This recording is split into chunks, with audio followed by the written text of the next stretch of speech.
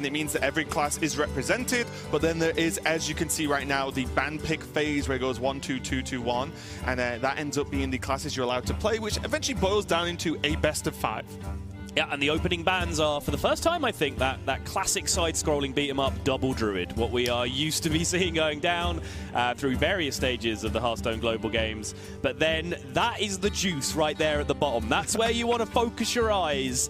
The mage was picked by China in their last phase, and again, that's not a Murloc mage. It's not even a big spell mage. It is a very unusual, low-curve quest mage. Games, so you'll see it's going to be the mage versus the warlock to kick off. Then once the winner happens, then it's just going to move straight on to Shaman versus Warrior. The first team to 3 points takes it, but yes, the first game, I am excited, Sal, because I just don't know what to do when it takes it, you know, the form of this mage. I don't know how it works. I don't know how it's generally supposed to win. I don't even know how flexible the deck is in terms of plan. Like, how do you play it versus aggro versus a control deck? You know, what are the big differences there? And I think we're going to find out, because we were speaking to Norway, and Andre specifically said, but if this deck goes up against a straight-up aggro deck, I really don't think it's got game in there. It's got it's got Frostnova, Doomsayer. That's it. 2 Doomsayers, 2 Frostnova that can really stall out. Against a slightly slower deck, yeah, it has a little bit more time to get going. But crucially, against Evenlock, which is kind of somewhere in the middle, there's no like clean answer for a giant early on in the game. They can stall it out with a Doomsayer for a little while, but the deck is not playing Polymorph. So they'd be looking for like random generation, for example, to try and find them an answer. No voodoo dolls either in the deck or anything for the spot removal? Nope. Yeah, I just don't know what to do, so I'm just going to keep saying that because it's true. And we are going to go into game number 1, though. As we said, it is the Quest Mage versus the Evenlock. And something I want to, maybe not for this game, because we'll be looking at how this Mage is played, but in general, I want to keep an eye on how the teams act on camera, and because they are facing each other for a start. And also, Team Norway, more than any other team I've heard, have talked a lot about, oh yeah, they're just giving away information by how they're reacting. They're either look excited or look miserable, or, you know, look deep in thought about a turn, which you can make some level of read of what their hand consists of. If you take a lot of time over any singular turn, it generally means there are more options to consider. Sal's confused face. I'm going to also cast Sal's reactions. Yeah, straight away, I'm just like trying to figure out how many options you have here, like whether there was ever any merit to like start playing tempo before you played your quest on turn 1, because you do have like a Firefly curve that you can go with. But they were rewarded on the turn 1 quest by picking up Primordial Glyph on turn 2, which now gives them a nice cheap option on the follow-up. And Explosive Runes is a good option that they can use to at least start to contest a big minion that comes down on turn 4. Makes it or turn 3 even, sorry, in case of Evenlock. Makes it a lot more easy to then deal with after the fact. Yeah, and look at this tempo as well. Now it can be Sorcerer's Apprentice, the Firefly, and the Explosive Ruin all in one turn. But that's your Apprentice, Raven. You need these things. Tempo, kill them. I just don't know. I'm just saying, the way I'm going to choose to talk about this matchup is just say what the best singular play on average every single turn is. That would be a dramatic improvement from your usual. Hey! Yeah. That was too easy. I had to. It's early, guys, but we're starting out hot. You're sick, so I'll let you off this once, Sol. That's you won, though. That's it for the whole day. You've used it. Damn. Yeah, there you go. I know that was the rules. I would have thought of a better one. Oh, I love making up rules on the spot. It's great. So if they develop 1 damage here at least and then play the Explosive Runes, they then have the ability to take care of a giant on the following turn, right? Just by trading in the small minion and then pinging it off. They can also choose to go with just both tokens and then trade them both in and not have to restrict themselves to pinging on the following turn, which I kind of like more because with the double AI hand, you really want to be casting one of those AIs on the following turn. Yep, I like this overall. And now we have to consider that there are multiple secrets that make this unfun. There's the rune, and then there's also mirror entity. Yep. Just is awkward because then the mage or Team China will be able to attack with their giant anyway. So then you get the odd, the weird like Warlock versus Warlock matchups we discussed yesterday, where whoever has initiative with their attacking giant is way further ahead than the other team. Yeah, slightly different here because the mage doesn't really have like the package to back that up, right? Be it Faceless Manipulator or Cube or just another big minion to slam alongside it. If it was Mirror Entity, the 8/8s would just end up trading with each other. Right, but it's still similar to the runes, acts like removal, right? Which is the key part. You do see it's the ruins. I don't think there was a big enough reason to not play the giant. If you play anything else, you continually delay the giant anyway. Right. There is that AI that they gave themselves the freedom to play by setting up this exact interaction.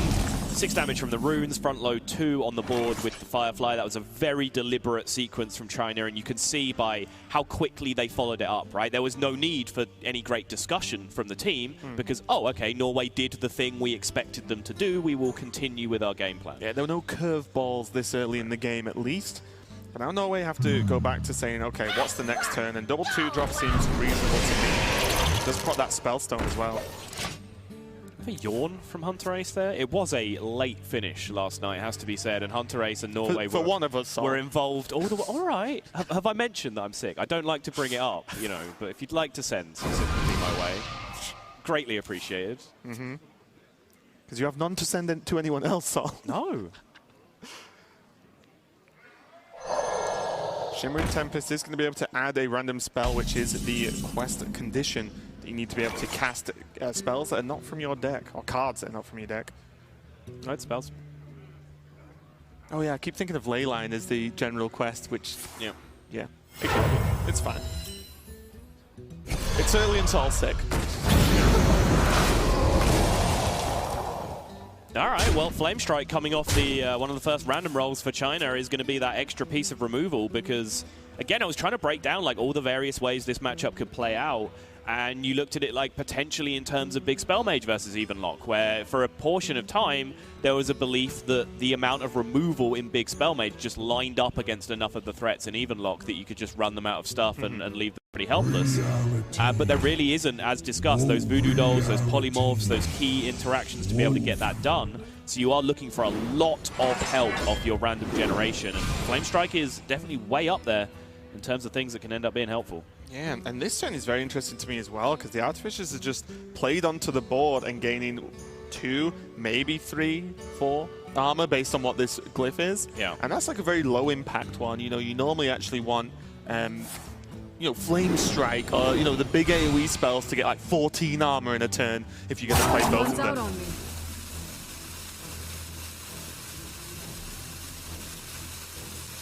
1 out of 6 right now. Simulacrum in hand, which of course does pair nicely with that Sorcerer's Apprentice in the old school version of this deck, Quest Mage Classic.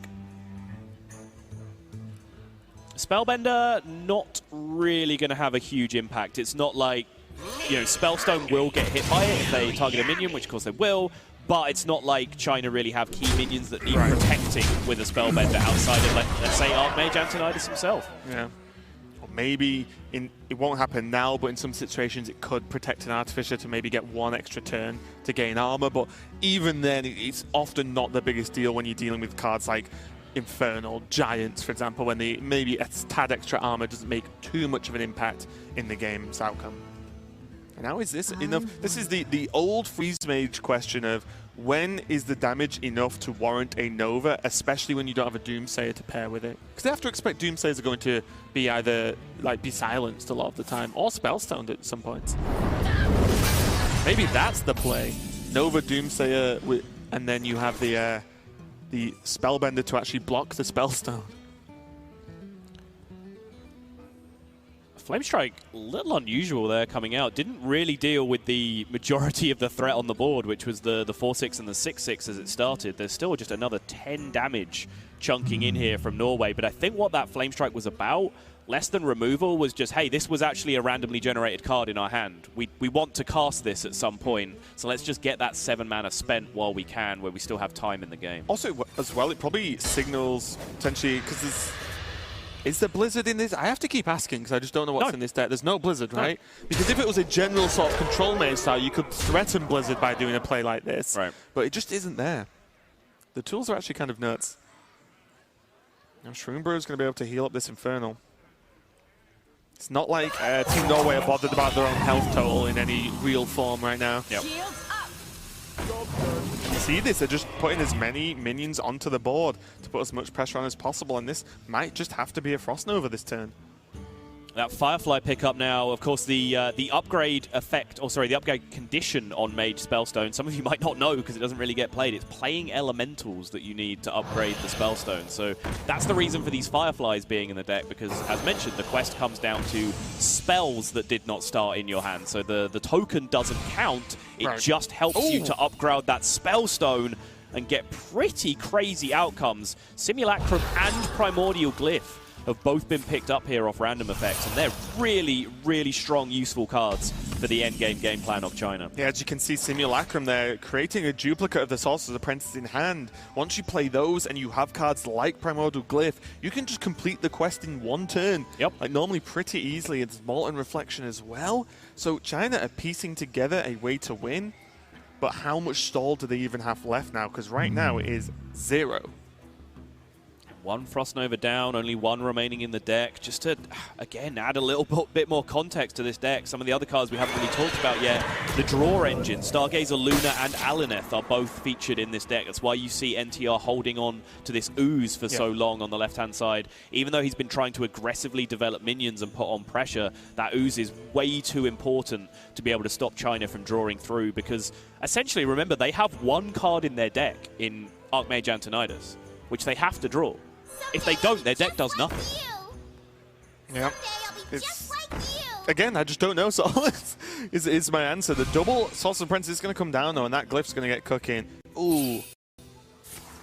I wanted the Book of Wonders. Oh, wow. China are just going now. They have no way to stop this pressure, so they're just having to dig as hard as they can in the deck, looking for that Antonidas, as I mentioned exactly. Didn't find it. Now the quest completion does go off, cheap enough to play here as well. They might just commit, take their extra turn and say, okay, heart of the cards moment right now if they commit to this turn. And there is a lot of discussion there, but they are just going to time warp and say, right, let's just go. Bear in mind, what you need to remember with the additional turn is the minions can attack, which is the important part. Yeah, and actually, going back a turn, as I was just kind of breaking down and adding context, Norway actually made a very, very smart play. You started talking about these Sun Fury protectors just, you know, being 2/3s being developed on the board. Those taunts that they've been making on the last couple of turns are very deliberate to stop this exact situation being so catastrophic for them. Because you can see without that 8/8 taunt in the way, these 3 apprentices are pushing 9, that's 10, 11, 12, and then there's just fireballs and frostbolts in hand that can push through and potentially win the game without even Antonidas. And that's Nova again from the random spell generation, so there is some level of stall, and yeah. It doesn't matter though. If they Hellfire this board now, Norway, then the game is just over, surely, as long as they have enough health to survive the Fireball Frostbolt in hand. They've got a Hooked Reaver, a Fireball, and a Frostbolt. Maybe they can do this.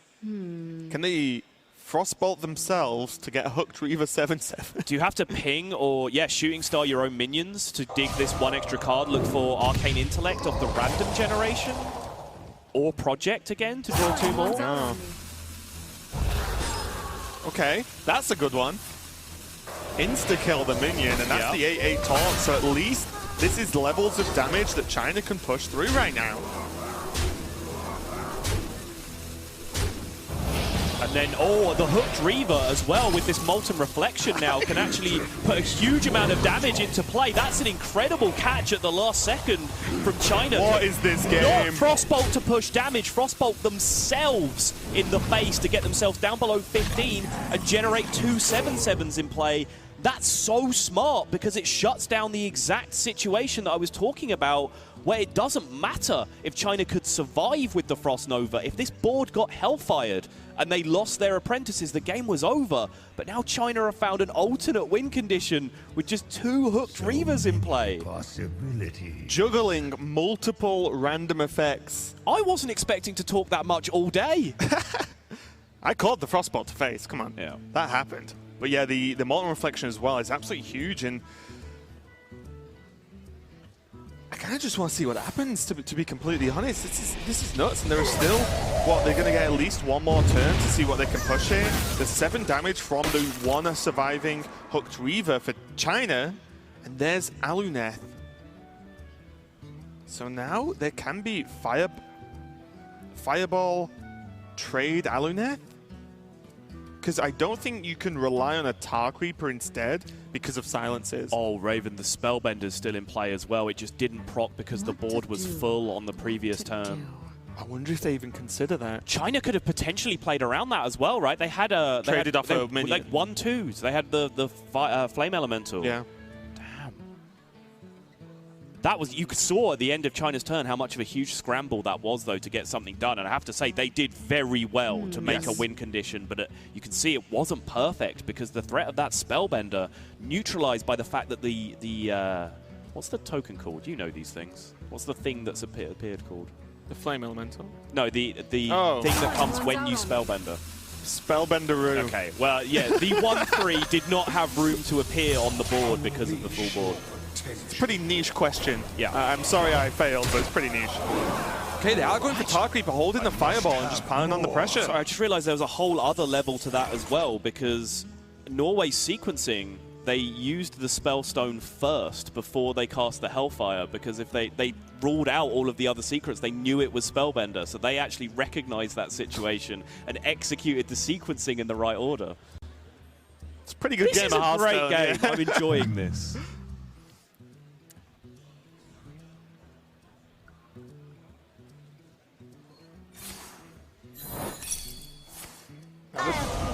Wait. Oh, it's just called Spellbender.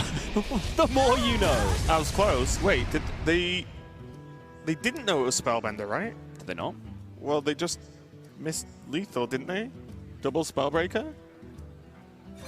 Oh, yeah. Hit him for 11? Good point. I had to sit for a minute and double count 11 there because I was like, this works, right? So what? I wonder what they didn't test for. Pretty sure they tested Barrier. They've been hitting face all game. They tested playing minions, obviously. So, you know, Frozen Clone, Mirror Entity, and Explosive Runes is out.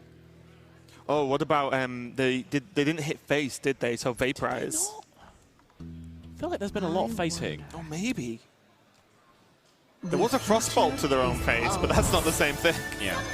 Well, anyway, in the meantime, China are going digging now with the Stargazer Luna. Pick up a Frostbolt to go alongside that Fireball. That's 12 damage available right now. They're going to keep drawing. Behold the tools of creation. You play it anyway, right? Yeah, you just got to keep going. You need answers. The tools of creation. There's the Frost Nova. Okay. The game is still on. Oh my. Behold the tools of creation. And now again, double Spellbreaker is available. Like they could Spellbreaker one of their own minions and Spellbreaker the Tar Creeper to push damage, but it's nowhere near enough. 6, yeah. Obviously, if you Spellbreaker the Hooked Reaver, it does actually go down to 4, which means that it's actually less impactful. I wonder. And they've used both Spellstones, right? Yep. They don't have Gul'dan to get some health, and they, at this point, they should know what's left in the hand because there are no randomly generated cards left if they've been tracking that well. So they know Antonidas 100% because that's just a card you're not going to forget. Yep. Doomsday is pretty reasonable. The Fireball's random. Oh, okay. Yeah. Because the Flame Geyser is natural, right? I would presume I'm pretty sure it's there natural. are 2 copies of Flame Geyser in the deck, so let's just assume so. Wow. And look at this, the indecision and the questions that I imagine Team Norway asking each other now are similar to what we've just done. What's left in the hand? Yeah. What do we die to? What do we need to silence? Do we actually want the Doomsayer to go off so that they can't push damage with their minions? Whoa, whoa, whoa, whoa, whoa. You don't have time. You late. don't have time, guys. If you wanted to... Hunter Ace looks upset with this outcome. NTR looked like he leant forward and tried to take action with the Spellbreaker, but they just didn't have time to do it. And now with Antonidas and the discounted spells, cheap Fireball on the following turn, this Flame Geyser pushes too.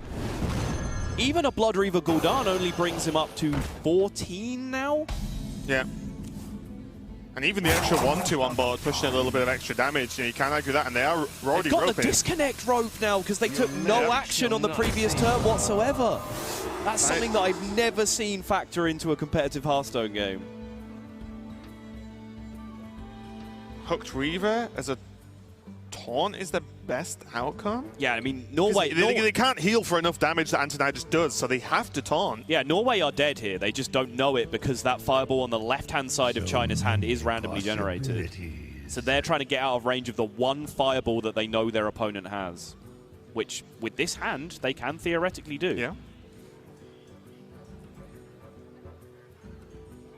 I don't understand this game of Hearthstone, Sol, but it does excite me. Oh, it's been great, though.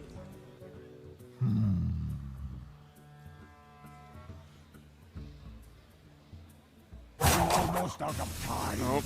Norway's #1 enemy right now. They are going to Homunculus and play a heal. Okay, so they heal for 2.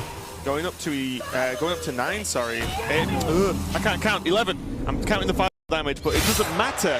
Because regardless of the minions, regardless of everything else, China takes a win with one of the most unconventional mage decks I have ever seen. The round of applause, I think, taking down Norway. Somewhat in sarcasm coming out from, I believe, Zorkthar there from Team Norway. They said coming into this, they had no idea what was going to happen going up against this quest mage. They were just going to have to rely on their instincts as Hearthstone players. I think they did that 8 degrees, right? There was a patch recently that made Azalina copy any enchantments or mana cost discounts or increases on your opponent's hand. So it used to be that you could wait until they'd done all their Shudderwalk things and got a handful of 1-mana Shudderwalks, and then, yeah, you know, you'd be able to play the Azalina, and then you'd have hand problems and feel bad for yourself, and you'd have 99 Shudders, but the cost wasn't 1. But now, after the Azalina change, you do actually get all those 1-mana discounted Shudderwalks. Problem being, there is no Azalina in this deck for Hunter Ace, so that isn't even a factor. So it goes all the way back to what we saw yesterday. They're just going to have to smork them with Odd Warrior. And they've shown they can do it. And also, Sol's now shown that he's worked on that since the change was announced. That's admirable. A few months ago. 100%. Full disclosure, because I hate it when people jack this stuff. That is 100% admirable, and I've stolen it from him shamelessly. Yeah, I'm glad you added shamelessly on the end there. Because I saw the look on your face as you ripped that one out. Yeah, it's good though, isn't it? It's pretty good. Yeah. But okay, let's talk about these opening hands. Mind Control tech's definitely not bad at just some level of early pressure. Trunks and Team China not have the craziest opening themselves. The Farsight can always lead to some shenanigans, but you know, maybe more of the standard opening outside of that Glacier Shard would be a little bit better. There's little time.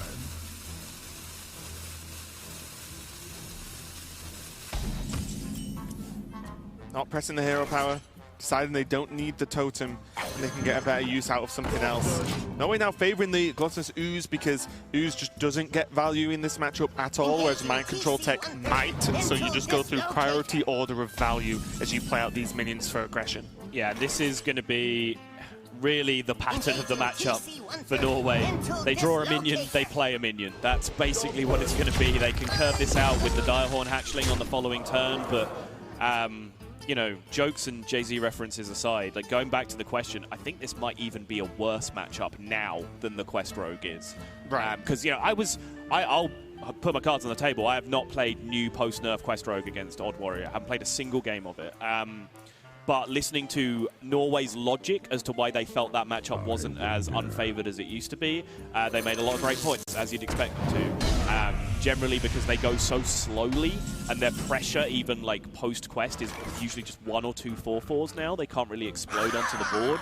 That their kill turn is actually now much, much later than Shudderwalk's is against you.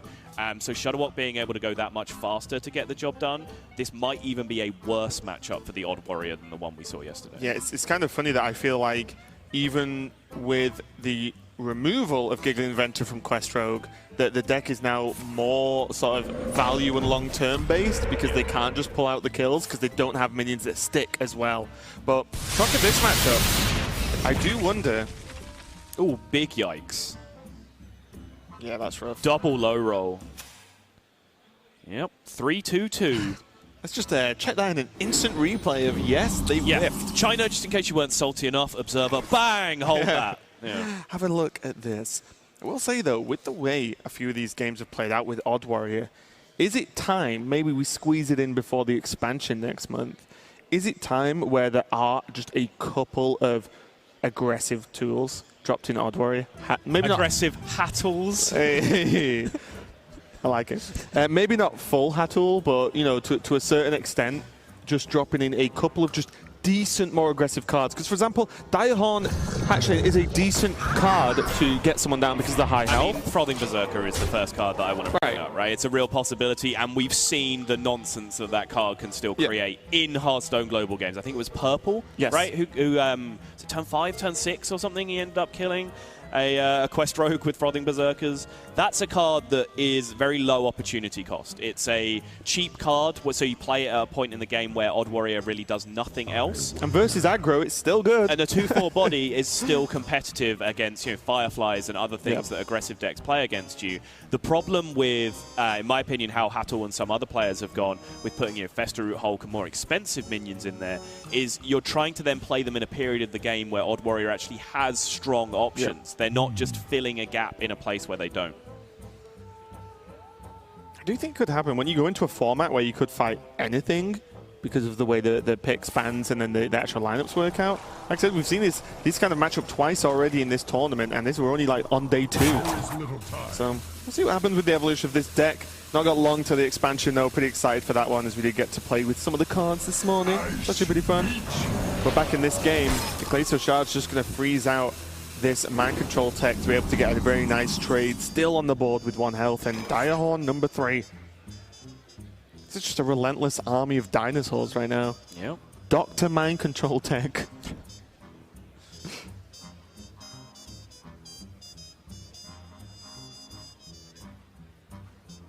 I mean, why not? Probably discussing whether to trade or how wide to go because of opponents' mind control techs potentially. And also Volcano. It's a massive commitment. If they drop another 3/6 down here, then that's 6 plus 4 plus 1 plus 4. That's 15 health exactly on their side of the board, and that's even before the other minions trade in and take more off. And that's just really their 3 biggest threats now. The Direhorn Hatchlings going down until they start drawing the Matriarchs. I'll say with 3 Matriarchs in the deck, that likelihood is pretty high. Well, if you just owl the mind control tech and either push with it or use it to trade, take care of the 3/3 and just consolidate your existing minions and push that way. Would you want to push with it anyway? Because if you're worried about Volcano, then... Well, then there's mind control tech again, right? Oh, sure, that's true. Okay. Dr. IMB Cow. Stop! I love doing things with the sole purpose to annoy you. Isn't everything you do with the sole purpose of annoying me? 90%. Even when I'm not there. I think 90%. When you're at home with your girlfriend, not even streaming. That's where are we going with this, Sol? Nowhere close. Okay. Get your mind out of the gutter. You're the one who does that, not me.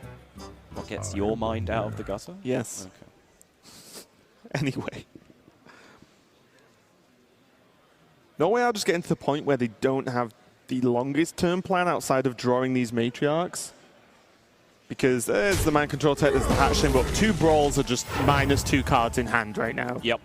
Which is definitely unfortunate. Hagath are going to come down, clear up most of this board, gain some armor, and also now give China more continued and a larger array of options going forward in the next few turns.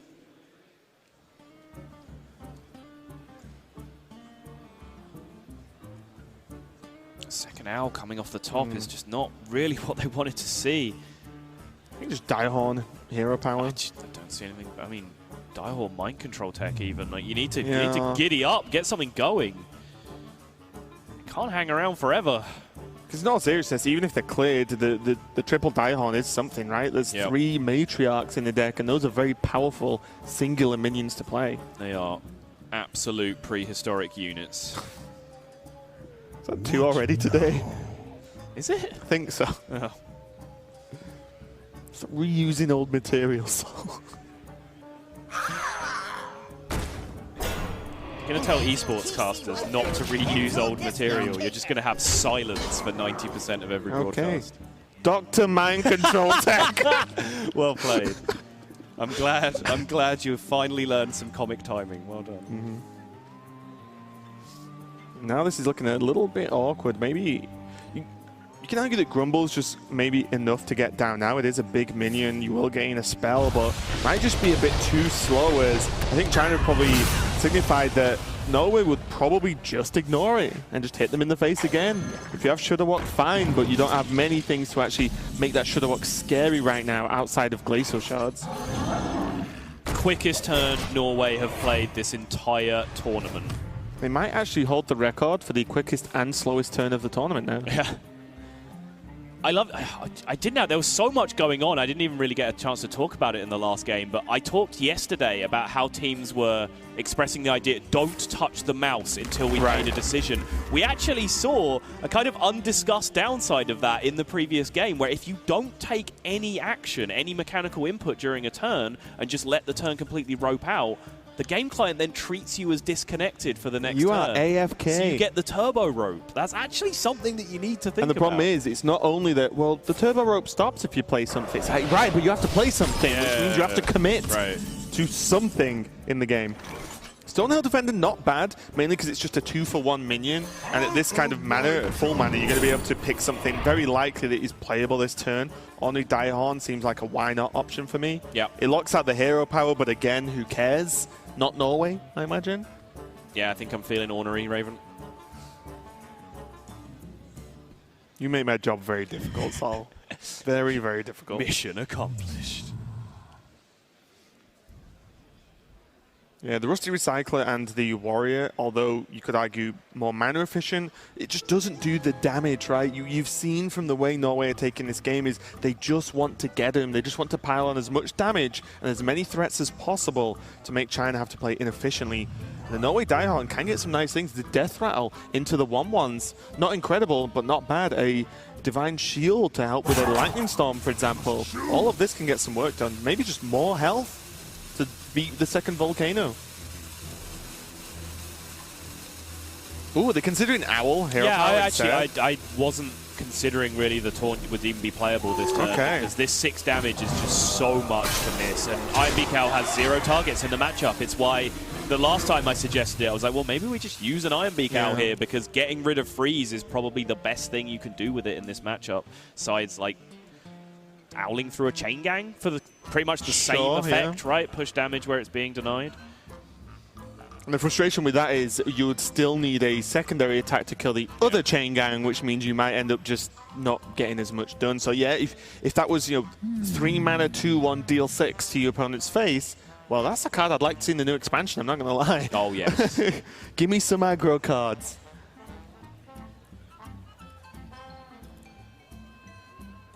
But now, though, there is an option, and maybe there's enough of a window of Chain Gang into Grumble, and then just commit next turn. Maybe that's too risky. Oh, never mind. Well, hello there. Scrap that. Hagatha's got me all mixed up. The Hex seems pretty good to me. What's a frog like you doing in a tavern like this? Whoa, okay.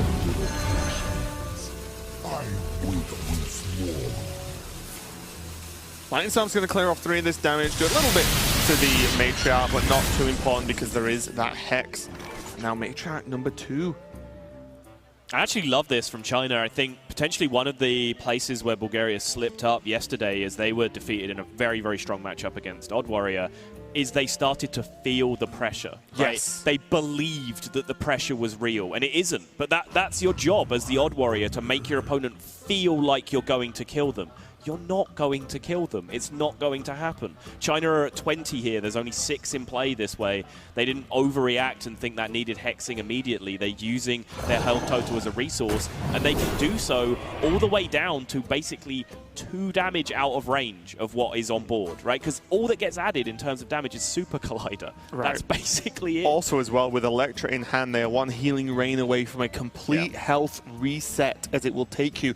Even with damaged minions on the board, a double healing rain often takes you back to full health, and then full health after the Warriors already use the Daihorns, already use the Matriarchs. You kind of run out of stuff outside of the Dr. Boom shenanigans that you can discover mechs with. Right. Untargetable for this Daihorn here.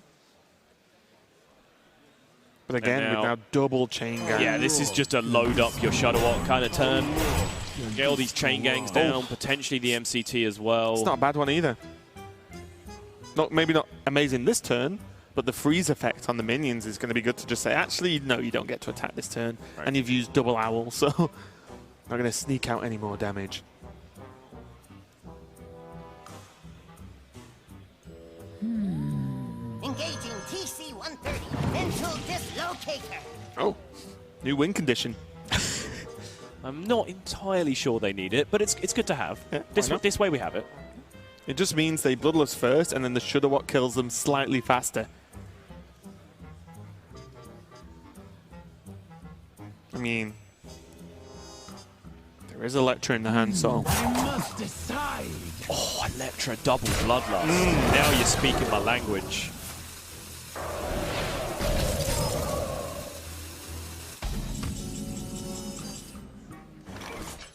So Brawl Dynomatic is a guaranteed clear, and also has the benefit of not killing the Matriarch if it survives, which is actually pretty nice.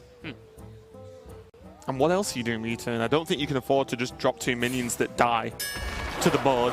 Right. I think we're likely to, as long as the 7-2 dies, which it does. Ooh, okay. Oh, okay, yeah, drop the Matriarch. Right, then. Let's but go. I think that was also the case if any of the opposing minions survived that weren't the 7-2, though. Although I guess if one of the 2-3 taunts survives, you'd then have to like Dynamatic it on the next when turn. it hits your when own, you have yeah. a 6-9 in play. So yeah, maybe not. Yep. Also, as well, a 3-4 is just kind of difficult to get rid of. It feels just as sticky as a Matriarch in terms of just the fact it will survive to attack the following turn. Not as much damage, of course, but I like the Dynamatic. But now I think, Norway, just go for the Matriarch. I wonder if they're considering the fact that if they play Matriarch, then they make Dynomatic worse the turn after. But I don't think it's enough, right? Yeah, it's just too much. I don't hear that argument. I don't think it's particularly worthwhile. Life Drinker now being picked up. I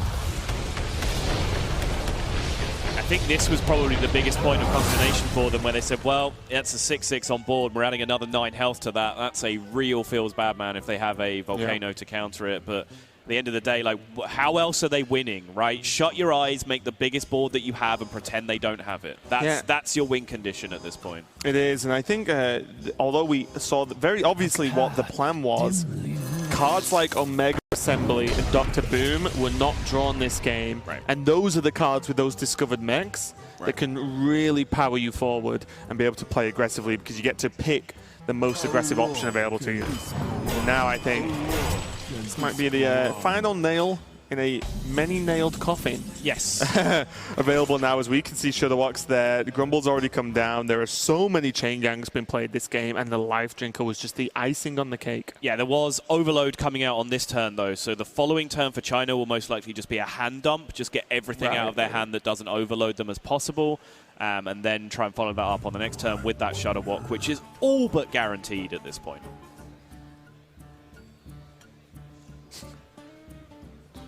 Okay. Try to do quick maths of Electra Bloodless Lightning Bolt. You just gotta check, right? Because maybe they just lethal them next year. 7 plus 18, 28? Yeah. Not quite. What a way to win a game. If you'd have asked me to guess, I would have said a lot less than 28, though. So yeah, it was worth counting.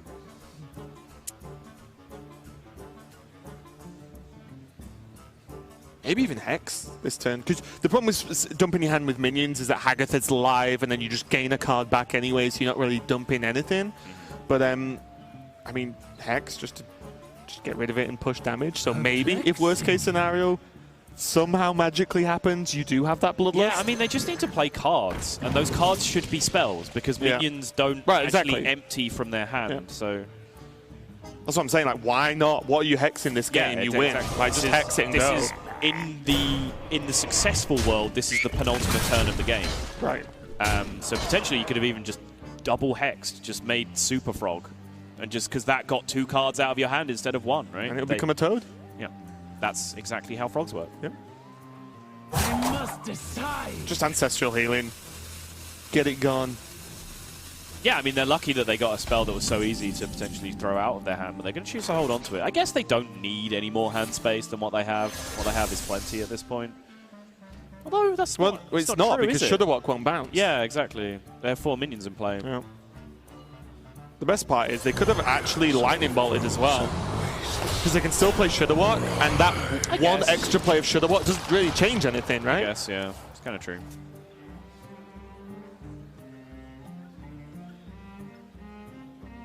Well, they have that second Hex just to pass over this Lich King.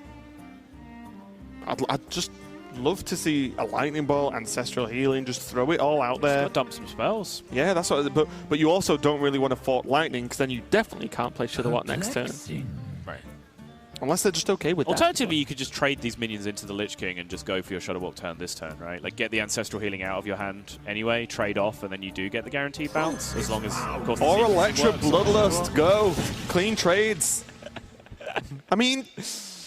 Yeah. It lines up pretty well, no, Paul, I'm actually, just saying. I'm just laughing at how dumb it is, but it is actually really good this turn. Double ancestral healing, perfect.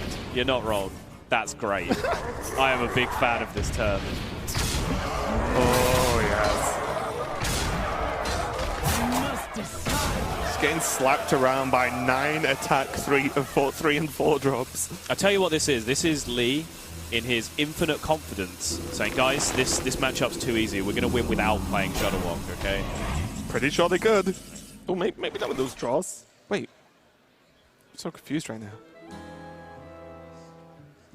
I'm just looking at a meat wagon in the hand and I'm like, wait, when did that happen? Whereas, of course, Omega Assembly at 10 mana does give you all of the discover options. You don't have to pick one. You get all 3, and meat wagon is, of course, a mech. But it just threw me off for a second. I looked at the hand, I was like, Yeah, and that's not the Dynomatic Ziliax roll that we saw someone get yesterday, which was absolutely absurd. That is meat wagon. Not really what they're looking for. Yeah. Faithful Lumin, though. Maybe, you know, highest vote for cutest card of the set. It's up there. Can't argue with that. Yep.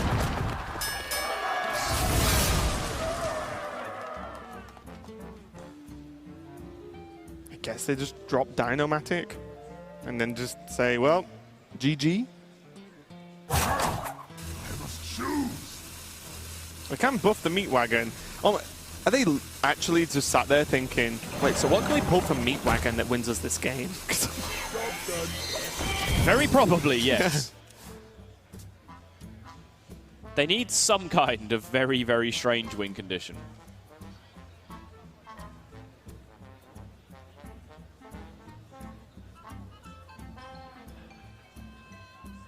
So they can actually... Why aren't we playing Shudderwock? No. I was just going to say, the actual buff on the meat wagon helps Kelseth trade away. And then you have, what, 6? 1, 2, 3... Yeah, you'd have 7 cards in hand, which means you get 3 Shudderwocks back, which is fine. You know, which is enough to win the game next turn. I mean, yes, in theory. You get as many Shudderwocks back up to 3 as succeeds. Right, okay. Yeah. You want to be, like, logical about it, so then fine. All right, this is a spell dump turn, which I don't mind, because this has been my problem up until this point. They haven't been just going for the Shudderwock, and they also haven't just been dumping spells out of their hand. Yeah. They've been in this weird middle ground. Playing a game of Hearthstone. Yeah.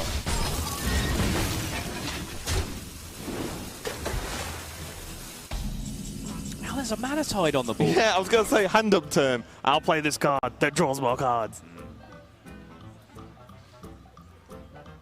Did they forget they played Grumble? There's no way. It's worth remembering as well that there's the Hagatha inside the Shudderwock as well, which can, you know, depending on sequencing, clear out bodies off the board for you as well before the bounce happens.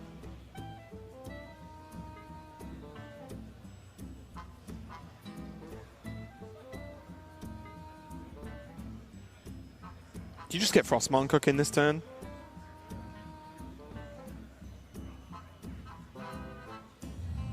Because every other turn, combination of cards feels weak because Norway are in an unfortunate position where they can't really play 2 of the cards that isn't Shield Slam together. Yeah, whereas Frostmourne kills a minion that you can use to attack maybe later on and also deals 10 damage when your opponent's on 17. Yeah. Essentially, I think if you play Baku here, perhaps, you can then use the Frostmourne next turn to take out the Taunt, and then your Baku pushes damage. China have just meted Norway. They're like, they think we don't have Shudderwock by playing the Mana Tide. They think they don't have Shudderwock. And then they Shield Slam the Mana Tide for us. Aha!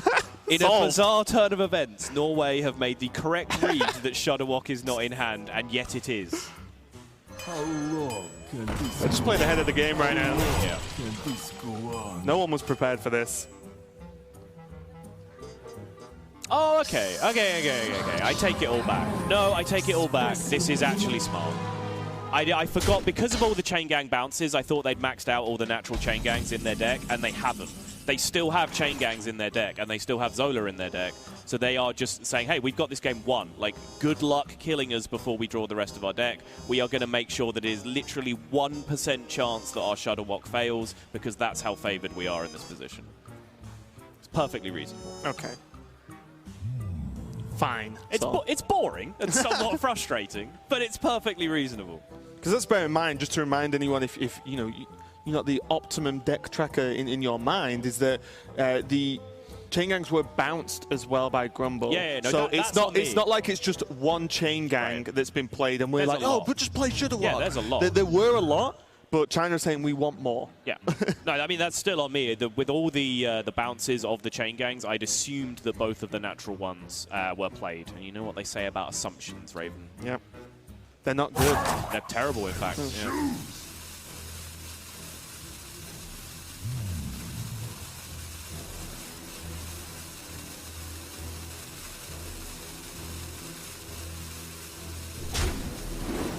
Alternatively, they could just roll another Bloodlust, and that would be way funnier. It would be way funnier.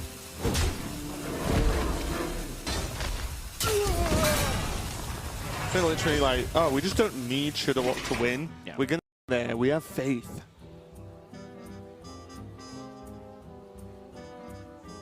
And how do they have to, like, empty their hand again? And the problem... It means that they aren't casting Shudder Walk next turn if they have to empty their hand, because they have one of the heaviest overloads I've seen for a while. Yeah. In double Fork Lightning, a Lightning Bolt, and a Volcano. So the question becomes now, if they were going to go down this line the whole time, which they definitely were, again, that's on us, we just misidentified what their plan was, whether they should have ever played Hagatha. Because going for this long in Hagatha form and just, you know, playing out every minion in your deck, essentially drawing every card in your deck and then having to play them, the more and more time you spend in Hagatha form, the more difficult it becomes to empty your hand. Because the cheap spells, the easy-to-use spells that you get rid of those, but you start to build up a collection of difficult-to-use spells, and they just start to get more and more and more of them as time goes on. Yeah, and it looks like China just saying, right, let's go, dump everything possible, even though we're going to be overloaded for 1 million next turn. But they're going to say, right, we're not dead next turn, it's impossible. Yeah. So then we'll kill them the turn after that we can play.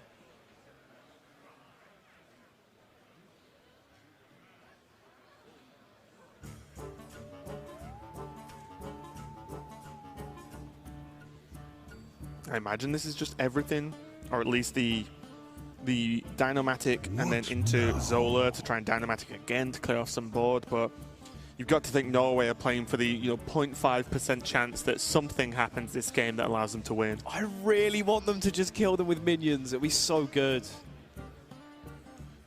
New version of Shudder Walk Shaman. It's just called Shaman. Done. They're nearly there. This deck beat Quest Road yesterday, and China are just killing it with minions in Shudder Walk Shaman. And a lot of spells. Sure. Bloodlust. Off this glacial shot.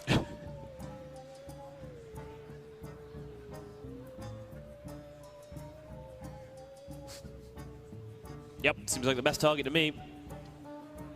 They'll just be recapping exactly what's in that Frostmourne, whether perhaps they want the Frostmourne to be bust open because they get like a perfect Volcano clear on the following turn to be able to deal with it, but still feels like something you'd rather delay if you have the option, right? I also feel like the following turn is Shudder Walk, right? So why not mess around? Maybe. Okay, that's absolutely fine. Easily playable now. And even just those two Ancestral Healings should be enough to open up space easily for Shudder Walk to be playable. Or should I say safely playable is more correct. Yeah.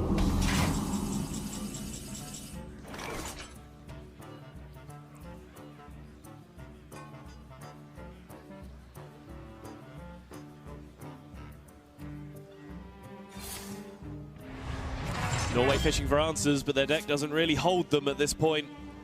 Nope.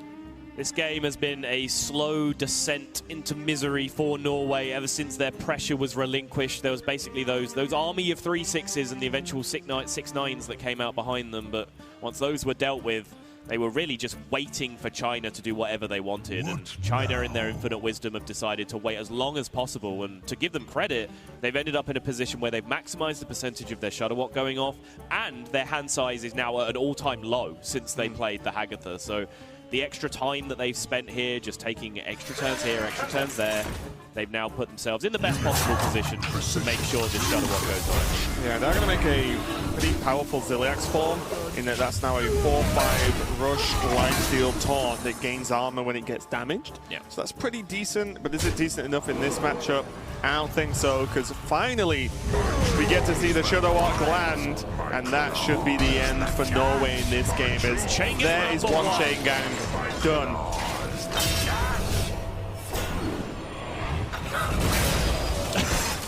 The Ooze broke the Frostborn, and then the Hagatha swept the summoned minions. Beautiful. The most cooperative Shutterwalk you have ever seen in your life. My jaws that bite, my claws that catch. And that's game. Yeah. 1 mana copy in hand, 9 mana copy in hand. That is 100% loot from this point forward, even if Norway were able to full clear this position. Yep. Team China don't even have to play the one this turn. If they don't want to, they can just wait and be ultimately safe no matter what. Because as you said quite rightly, it is a 100% guaranteed pickup. Just going to be like, nah, we'll play Ancestral Healing. Hey, I think they're going to play the Shutter here as well. That's getting a card out of their hands so they can get more of these Shutters back. Yep. Ooh. Okay, they got the chain gangs before. It could have got messy. There was a very, very specific sequence there that made that get a little bit messy. One thing I will say is Huntress's Warrior is extremely frozen and cold right now because they're not attacking for like 20 turns. That is going to be the game. And China go 2-0 up over Norway with, let's be honest, the safest game of Shutterwalk Shaman I've ever seen played. What Q Block is at this point, right? Very similar matchup spread across the board, except they have a bit of extra game. Like sometimes they get like a YOLO Void Lord out against an aggro deck and are able to win that way. But I was expecting a little bit more Zoo than we did see, so it's no great surprise to me here for some of the players on China's team are well known for favoring aggressive strategies that they are bringing the Zoo. Okay, well, let's get right into it. Could this be the last game of this series? Well, maybe if China continue dominating it, but Norway are not going to be any pushovers. And a deck we didn't talk about too much is Clone Priest. And this deck is a very strange one. It works unlike any other deck, but it's closest to Big Priest of old. Yeah. In that you try to generate card draw and a lot of minions, and then you just resurrect the scary ones, and then along the fact of you can like double res and then be able to just kill them with Mind Blast because of the combination of Velen and Malyghost that is quite easy to get on the board late game. And it goes to show just how wacky the Quest Mage was that we didn't really cover this deck going into it. Like, oh yeah, Clone Priest, that's perfectly normal. Now let's talk about this Quest Mage. But it is still quite an unusual deck, of course, popularized quite heavily by Asmodai and a few other people, and now taking its place in the competitive scene as well. But it's going to have a pile of good old-fashioned minions to go up against, and as you were explaining the Clone Priest, I was about to say, this hand is one Voodoo Doctor away from chaos, and the Voodoo Doctor obliged straight off the top. Yep. This is going to be a tough one because the problem here right now is Spirit Lash does not really do that many favors as you heal, and that will buff the Light Warden. So maybe Shadow Word Pain this turn to kill the Light Warden. Then you take 8. And then you have to, what? Shadow Visions into a magical card that does not exist yet to try and win the game. And I was going to talk about a pillar of Clone Priest and a Psychic Screams. You normally try and stay alive till 7 while you're making some small minions and summoning things. Then you can Psychic Scream and then go for your big board turn. That's normally how a game works out. There is no time to Psychic Scream. There just isn't. They're just going to be dead soon. And with the addition of the card in hand being Kobold Librarian, that means it can be Librarian into tap this turn, which gets them even more value going forward.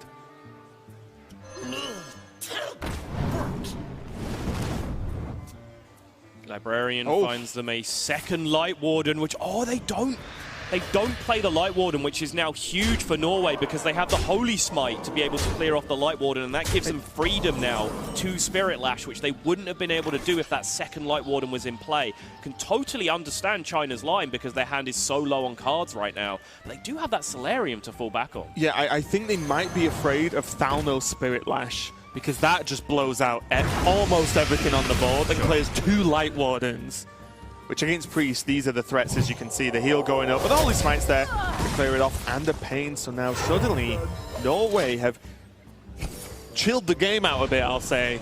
But still, you know, if any deck can keep chugging away, it's definitely a Warlock deck that has life tap and a lot of cheap dudes to play. Right. I think killing... This is... The mental hurdle you have to get over when playing against Clone Priest is your opponent could now just summon those back.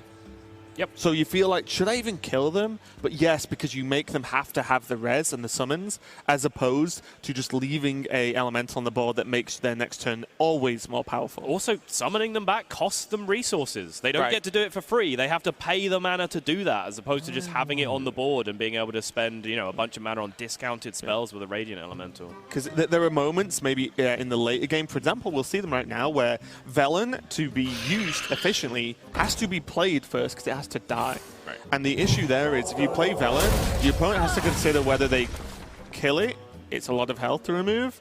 If they don't kill it, well, Velen's on the board. If they do kill it, sometimes Velen's on the board. Oh, this is very slow from China. I would have strongly considered in China's position there potentially just throwing out the Leroy that turn, yeah.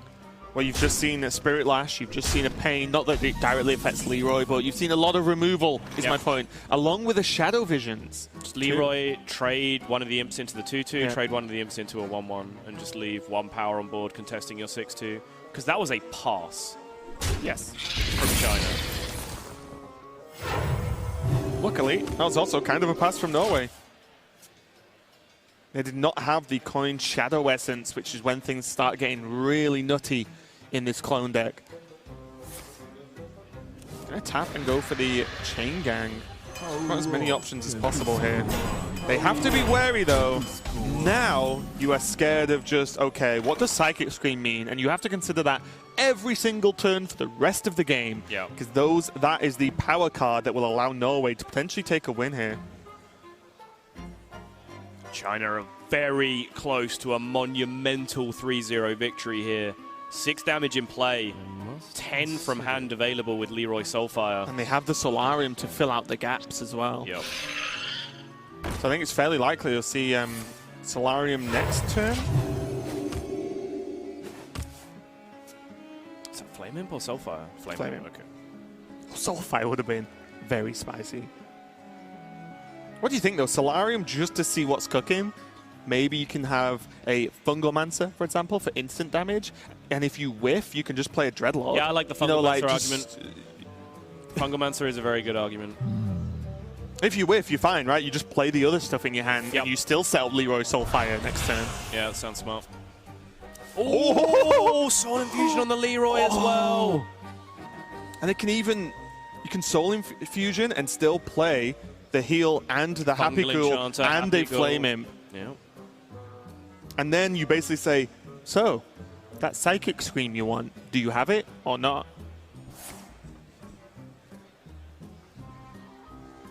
There's the buff going down on Leroy, and now there's a ton of power coming out here. And suddenly the reach from hand is 12 now. Yes. Because of that Soul Infusion on the Leroy. Yeah, and I think you absolutely all in against Psychic Scream here, because even if they do Psychic Scream, it's their whole turn, and you just get to redevelop again. Yeah, just go again. No extra minion, just the Enchanter and the Happy Ghoul. I guess this is more than enough. You've got 12 from hand. It's playtime. And you know there can't be any Velen heal shenanigans. Now this could be the final turns here. This has to be what? Obsidian Statue? Coin gallery. Oh, yeah, sorry. Yeah, I actually forgot about the second coin. Well, enjoy a lot of 1/1s. Obsidian Statue, as I mentioned, is there, but it will only lifesteal for 1 and kill 1 minion. You do get the Ziliax, though. Yep. They have to get through that Lich King as well, which takes up 2 attacks now. Oh my. So 2 goes in, 2 goes in. They're at 16. That's 3-6. Leroy Soulfire. I believe this is still lethal. Oh, no, Ziliax as well. I didn't count the Ziliax.